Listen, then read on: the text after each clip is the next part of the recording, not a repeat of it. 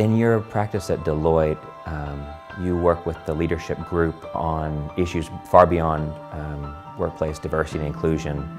I'm curious, what do you see as some of the challenges that leaders are facing lately?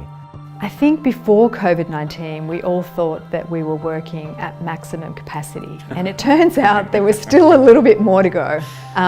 So the nature of work has changed to some degree, but the pace of work has changed to a significant degree, and the way that we do work fundamentally has shifted because obviously it's virtual.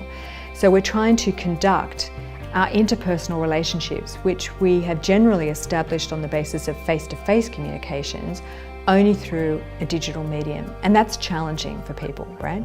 It's challenging to give feedback, it's challenging to make difficult decisions, it's challenging to establish new relationships when it's all virtual. I think one of the ironic things about diversity, and I'm very interested in diversity of thinking as well as demographic diversity, is that diversity of thinking takes a lot of energy to focus on. It takes a lot of cognitive load. And when you are feeling overwhelmed, overworked, you've got less cognitive capacity to focus on diversity, and ironically, you care less about it. Right. So the likelihood that you will reduce your inputs into an echo chamber is heightened when you're tired, when you're overwhelmed, when you're cognitively depleted. Right.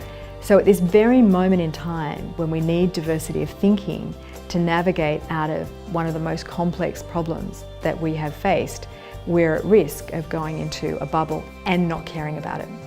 If you're a leader, how do you overcome that dynamic? How do you overcome that if all the, if everyone's just maybe there's no solution, how do you do it?